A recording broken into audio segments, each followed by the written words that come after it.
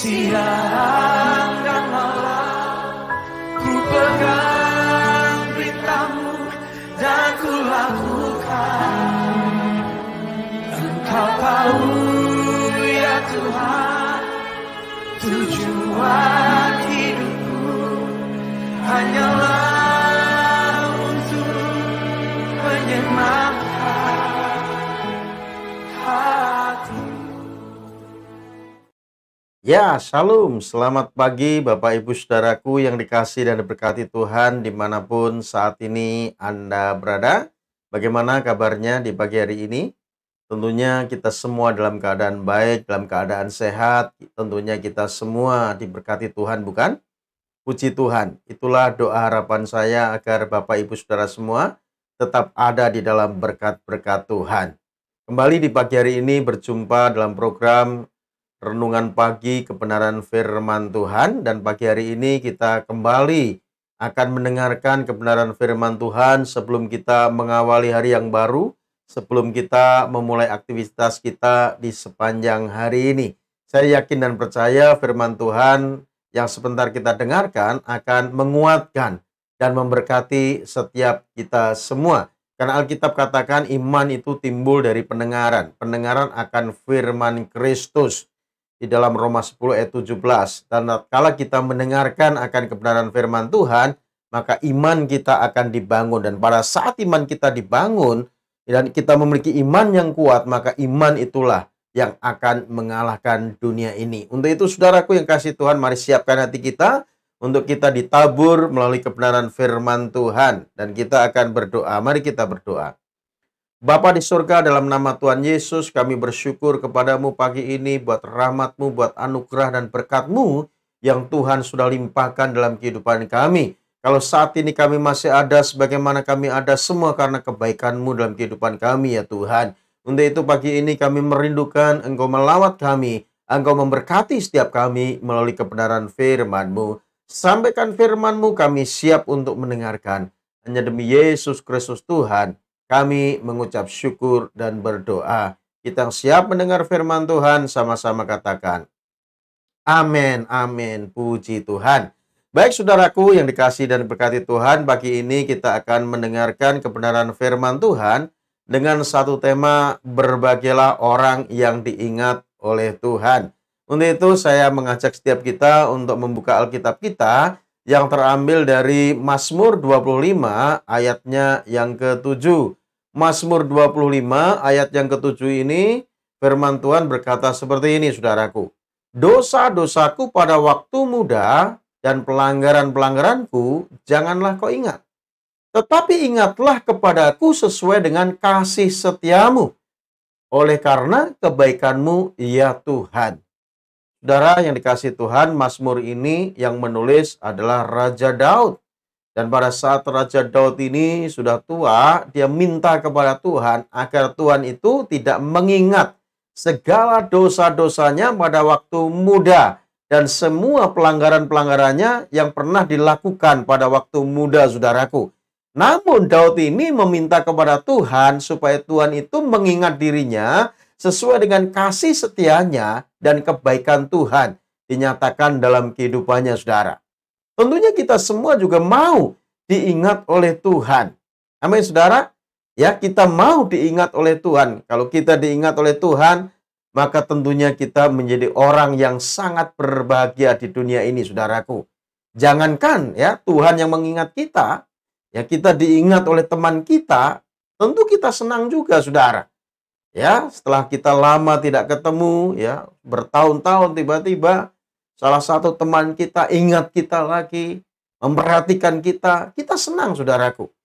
Jadi saudara yang kasih Tuhan, semua orang pasti berharap dirinya itu selalu diingat dan tidak dilupakan oleh sesamanya, ya seperti teman, kerabat, atau saudara yang lain. Tentunya senang, saudara. Pada saat kita sedang sakit, ya tiba-tiba ada teman kita datang, mengunjungi kita, mendoakan kita, kita senang. Karena apa? Karena masih ada teman yang mengingat kita, saudara. Tentunya kita sangat senang akan hal ini, saudaraku. Ya, demikian juga, saudara, saya juga senang diingat oleh teman saya, ya, yang ada di Pekanbaru, saudaraku, ya. ini tinggalnya di Pekanbaru tapi masih mengingat saya. Ya karena memang jarak dan waktu itu tidak bisa menjadi halangan juga untuk kita bisa terus berkomunikasi, apalagi di era seperti ini, saudara.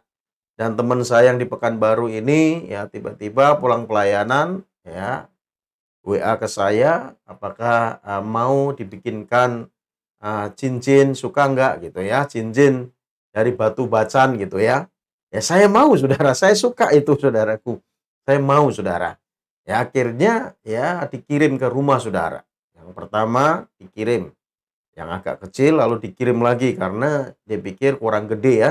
Akhirnya ya saya dikirim lagi cincin saudara yang saya pakai ini, saudara, bukan untuk gaya-gayaan karena ini pemberian dari sahabat saya yang baik hati, maka saya pakai, saudara.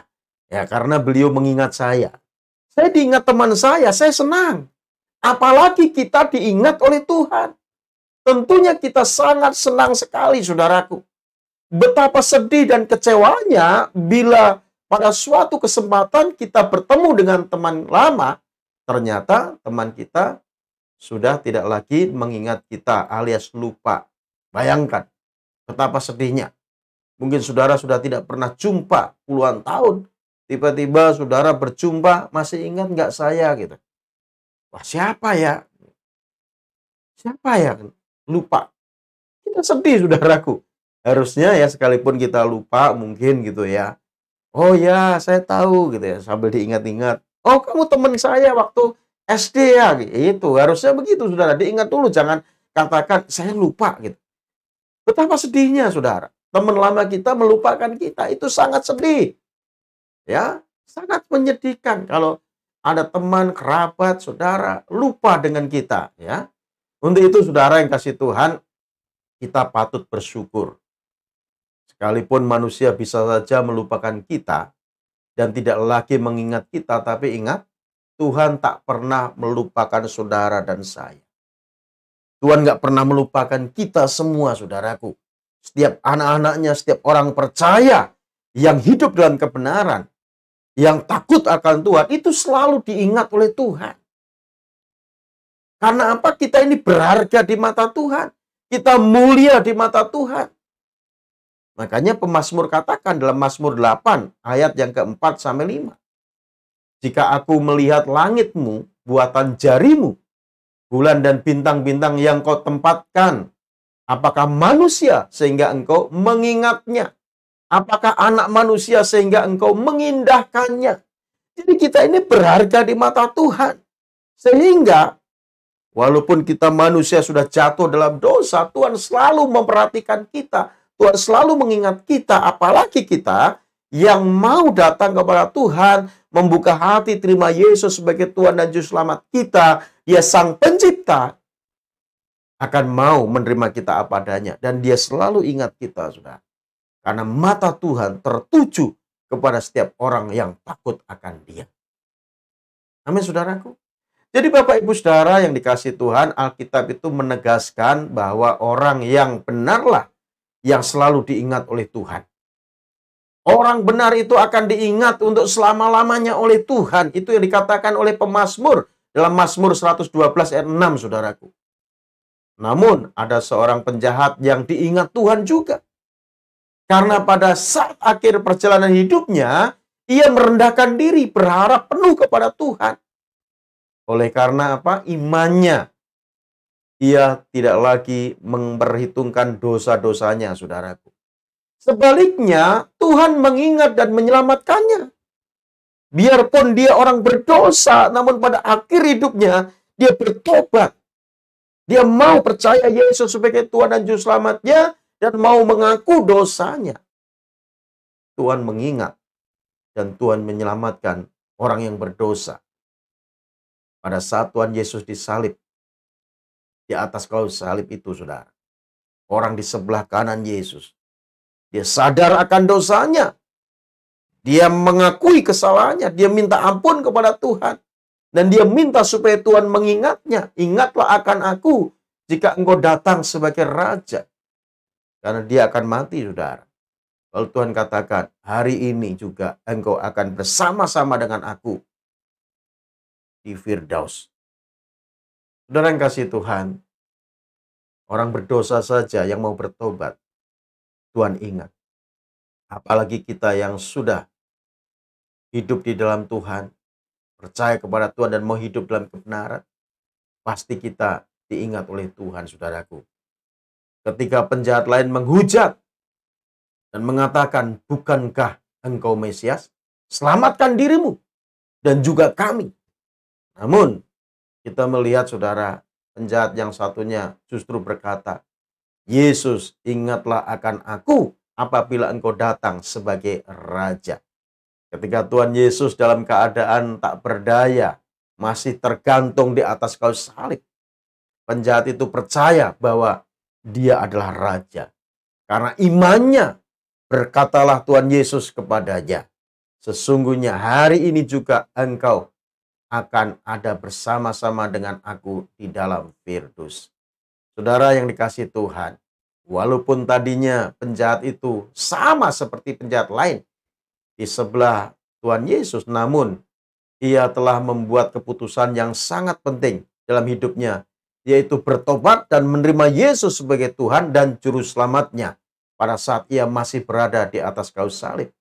Ia menerima Tuhan Yesus sebagai Raja sebelum ia mati, saudara. Sehingga benar-benar Tuhan mengingat akan penjahat yang ada di sebelah kanan Yesus ini yang mengakui kesalahannya, mengakui dosanya di hadapan Tuhan, dan beriman kepada Tuhan bahwa Yesus adalah Mesias. Sehingga Tuhan mengingat akan penjahat yang ada di sebelah kanan Tuhan Yesus.